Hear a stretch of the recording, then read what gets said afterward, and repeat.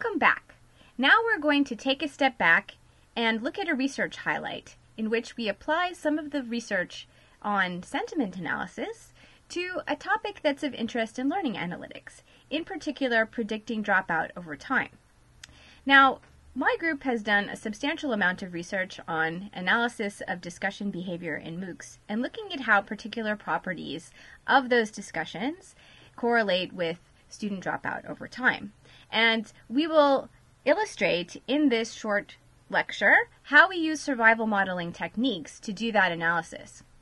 But what I'd like to point out is that actually among the set of things that we have examined, sentiment probably has the least consistent and weakest connection with dropout of any of these things. So really it's just an example, and it fits with kind of this running theme of sentiment. Since we have a lot of data sets that we're able to share on sentiment, I'd like to focus on that in this unit because it gives you a chance to have some data that you can play with. But I would like to just point out that there are other papers you could take a look at in our recent work where you can see how we have analyzed other properties of language and their connection with dropout over time. So in this short highlight, we will look at an application of sentiment analysis to MOOC data. You will gain exposure to a very simplistic approach to estimating sentiment, even simpler actually than what you looked at in the previous lecture, and you will explore how analyses of sentiment can predict, or not, attrition over time. So I'd like to point you to the full paper that this was based on. It came from the Proceedings of Educational Data Mining, and it's available on the web. And that work, where we were exploring the connection between sentiment and dropout over time, was not the first exploration of the connection between sentiment and dropout.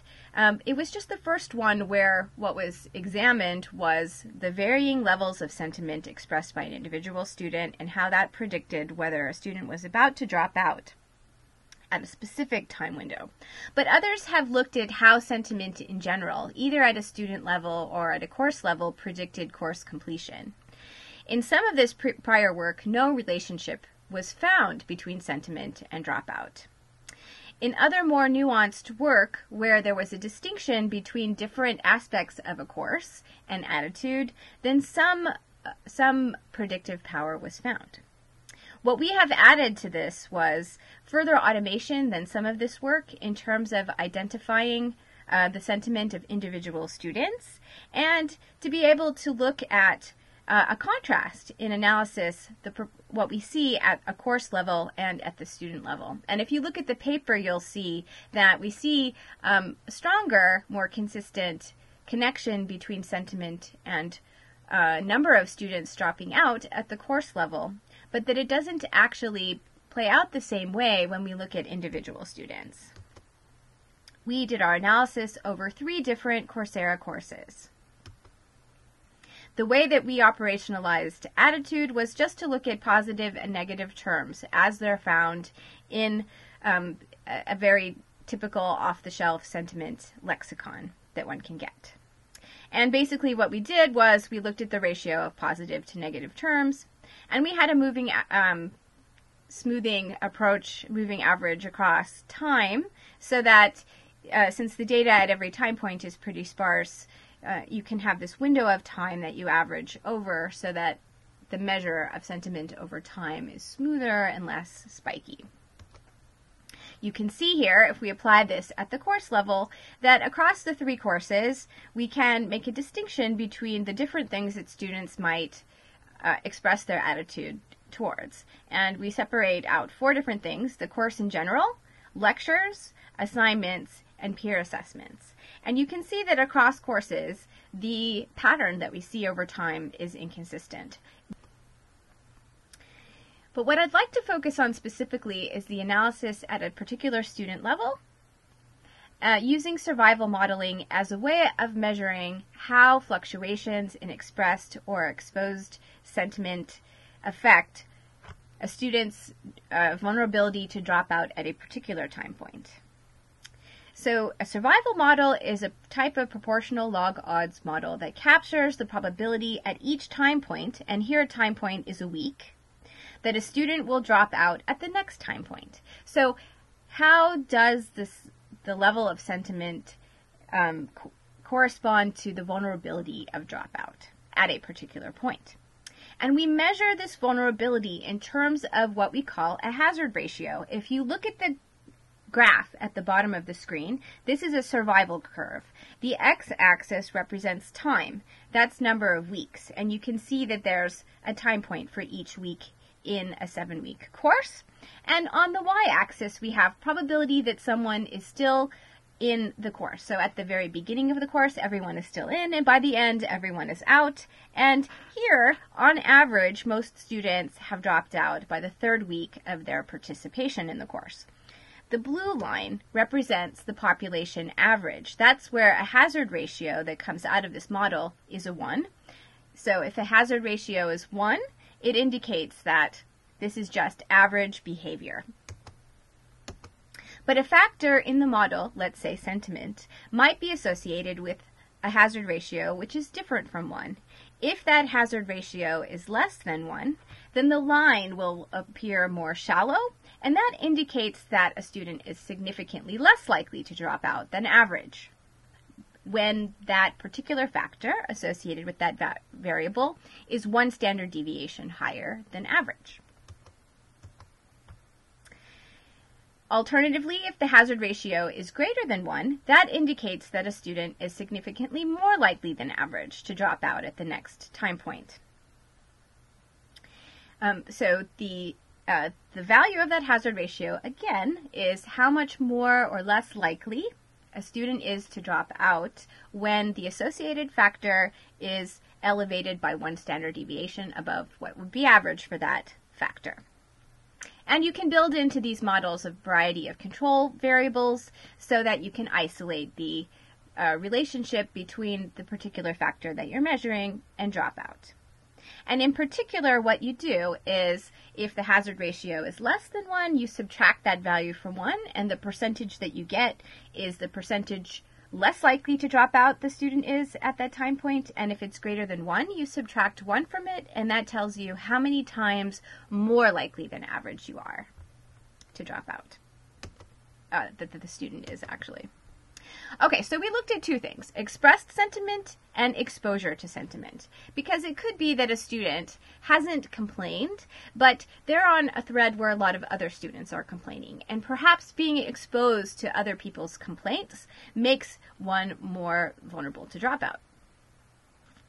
So for each week, for each student, based on their posts posted in that week, we compute their individual positivity, what are the positive terms over total number of words that they expressed in their posts, or individual negativity, total number of negative terms divided by the total number of terms. And so we are going to separate positivity and negativity instead of just looking at a ratio, and we're looking at this just for a particular student in a week. And on weeks where students don't post, we consider that missing data. We don't make any assessment about how positive or negative the student is during that week. We just consider that if they haven't posted, we just don't know. Similarly, for the threads in which that student was actively involved and posting, we compute the positivity and negativity of all of the posts that they did not post themselves. And we consider this the positivity and negativity that they were exposed to. Of course, they could have been reading threads that they never posted to, but the intuition here is that those threads that they chose to get actively involved in were more salient in their attention during that week. So we are looking at a set of 4 different independent variables in our survival model: the individual positivity and negativity, and the thread level positivity and negativity that represents exposure to positivity and negativity. And we can compare these hazard ratios across the 3 courses. And you can actually see that the effect is very weak in general, and that only a few of these hazard ratios are significant, as signified by the asterisks associated with certain ones of them. If we compare across courses, we see that which factors come out significant is not consistent. And even where they are both significant across two courses, like, for example, accountable talk and the fantasy course. We see that thread level negativity is significant in both cases, but in the case of the accountable talk course, it predicts significantly higher attrition, and in the fantasy and science fiction course, it predicts significantly less. In general, the effects are relatively weak and inconsistent. So what does that leave us with? It's different from what we found at the whole class level. Now, I didn't go into detail about the analysis at the whole class level. If you wanted to see that, you would have to read the paper. But there we saw a more sort of intuitively expected result. But it falls down when we get to this individual level. So where does that leave us? Well, actually, I think that it's very interesting where it leaves us. It's not that I would characterize it as a failure, really, but it actually just drives home the point that I've been trying to make, which is that we have to look below the surface level analysis of text and think about what it is about that text that we're really capturing and how that connects with our deeper theoretical model of what's going on with students, either in their learning or in their commitment to a course.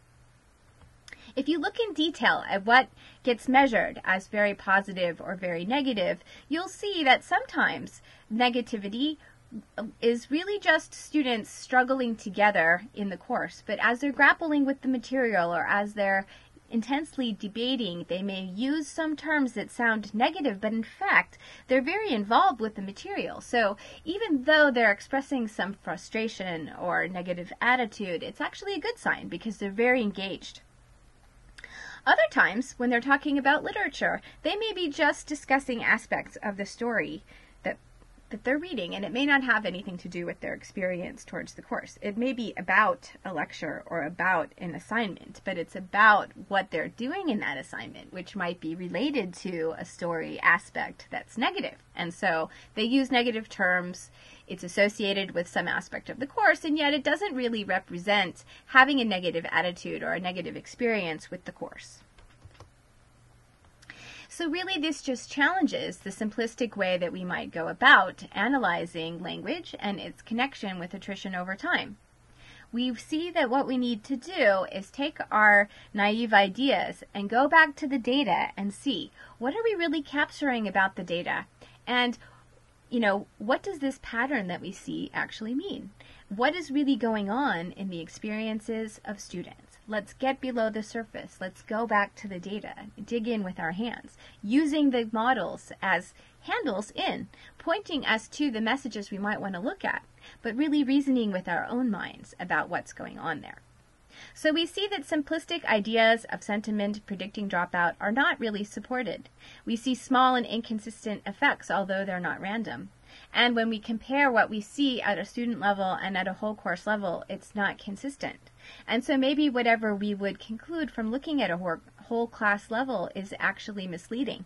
And maybe what this really shows us is how important it is not to be satisfied with starting with some idea, just operationalizing it one way, and then believing the number that we get without going back and really checking and really digging in. There's this interesting finding of exposure effects being stronger than effects of expression. And I didn't emphasize that when we were on that screen, but that is a pattern that we saw.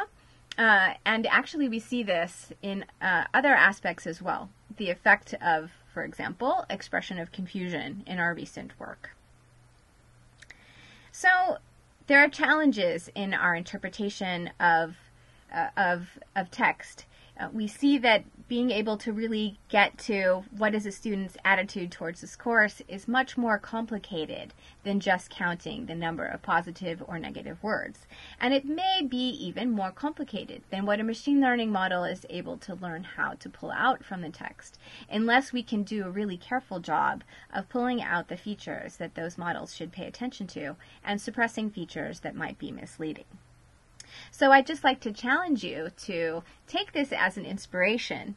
On the one hand, you could say, oh, it's a weak result, but actually it's really just pointing towards what is it that's challenging and interesting about this work. And so I thank you for joining me on this journey, and I wish you all the best as you pursue your own research topics in this space.